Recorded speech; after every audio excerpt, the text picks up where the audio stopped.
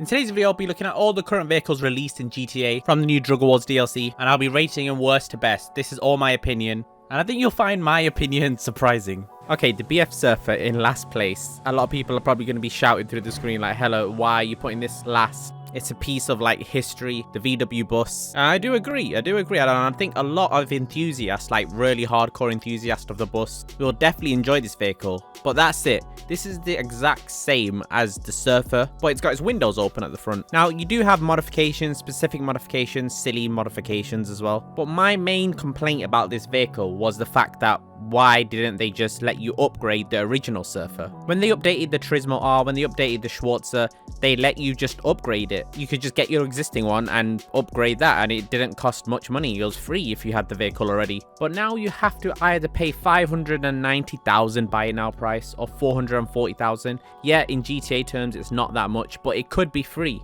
The original Surfer, I think, cost 6,000. And the performance, I know this is a slow vehicle in general, but they could have at least had it so it had a big power upgrade. Not a natural feeling, but for those who didn't want that, they could just have stock engine upgrade. Yeah, and I just felt like if you were to purchase this vehicle separately now, at least add some more modifications or handling speed modifications, you won't notice the difference between the speed of this and the old Surfer.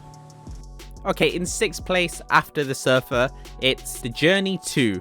Now, the Journey 2, surprisingly enough, is actually faster than the Surfer Custom. Is it worth the price? I guess it's unique in the fact that you can store this in your garage. Like, when could you last store something this size in your garage unless you're glitching it? The cool spongy suspension with that speed obviously equals a lot of fun, and you can see in the video that I'm posting, yeah, this is the fun that you can have in this vehicle. Now, is that fun worth 592,000? In my opinion, I don't think it is, unless there's some sort of scenario where you and your friends are having a bit of fun, so you start role-playing or you start using these vehicles in a certain way which is worth 592,000. If you like to clown around and be goofy with your friends, then this is probably the perfect vehicle. But it's definitely not better than what's upcoming on this list. Now, the classy Tomahawk. If you don't have this already, it's actually free, but on the 19th, you will have to pay for it. So it's free before the 19th of December. And I think after that, it's 1.5 million, and it's really not worth that much, I think. There's only a few modifications for it. They didn't really go in detail with this vehicle. It does look really nice. It's a Monte Carlo, and it looks like Roman's vehicle in GTA 4. A lot more from the rear. It handles actually quite well for a muscle car.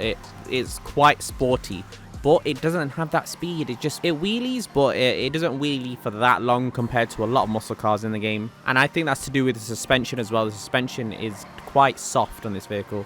Yeah, but definitely get this free if you're watching this before the 19th of December, because on the 19th you will have to pay 1.5 million. And then I personally would not recommend this car at 1.5 million. If I was speaking to my future self, I'd say definitely do not buy this car. But then again, this is my opinion. Now, the Brickade 6x6. Definitely the most fun vehicle on this list. And this vehicle is free. If you do all the first dose missions, you get this for free.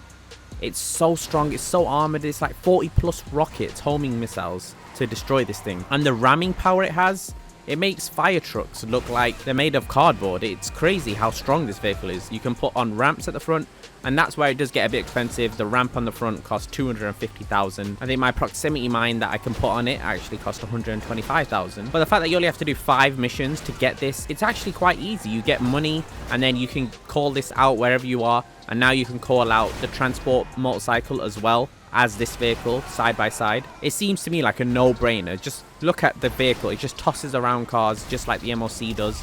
But it almost feels like it's stronger than the MOC in terms of mass and like force. My recommendation is proximity mines to apply on this, and then just put 5 in one exact spot and watch your friend drive into it. He will fly. Highly recommended. Just do the missions, get it for free. It's quite easy. Now, the 300R. You're probably thinking, why is this in 3rd place? You're probably expecting it 2nd or 1st even. But let's not forget this 2,075,000 price tag. First of all, that's crazy expensive. Rockstar know that a lot of people want this vehicle, so they price it at that price because they know it's going to get guaranteed purchases. Now, this is an Armani vehicle, so you can actually get lock-on jammers, which I think is the only thing you'd really need. Remote control, slick mines, and armor plating. Now, I love the fact that they added this car in the game.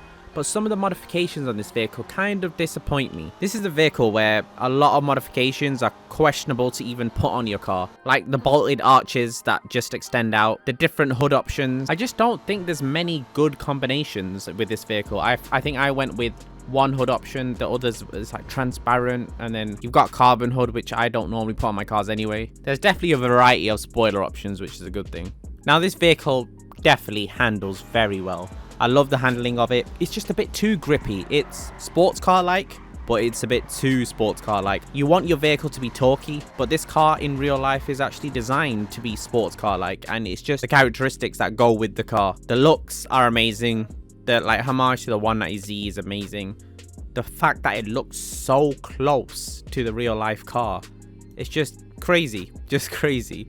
The Tulip M100 in second place. Now this is a vehicle that is unique in many ways, but then that does come with a price at 1.6, nearly 1.7 million. It's just crazy. If in 2014 someone told you, well, in GTA 2022 it's gonna cost 1.7 million for a muscle car, you just think they're crazy. But this muscle car has some unique options, like the turbos in the grille look so cool. The fact that you can only really make it a drag variant or a stock variant is it is kind of a bit of a downfall. But those thick back tires, what other vehicle has this kind of stance? And this is quite fast as well. It's quite fast, not at top speed, and the wheelies you can do on this vehicle is crazy. I would recommend not putting the wheelie bar on, because wheeling this car is easier than other vehicles. Again, if you want to see me do a wheelie tutorial, I will do, but it has been done before. I do love the characteristics of this car, and it's 1.7 million, but I still think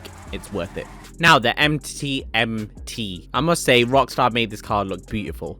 They didn't make the price so attractive at 2.355 million. You might think, that's okay, you know, it is kind of okay to today's standards, but then the HSW upgrade of 800k, it just puts that above 3.1 million. Like, that is a lot of money to spend on a vehicle. But then if you look at this car, it's so pleasing to the eye with these new reflections. I don't know, it's like this vehicle made for the ray tracing aspect. The car has so much power, obviously, with HSW, and it makes you just feel like the car's in fast forward.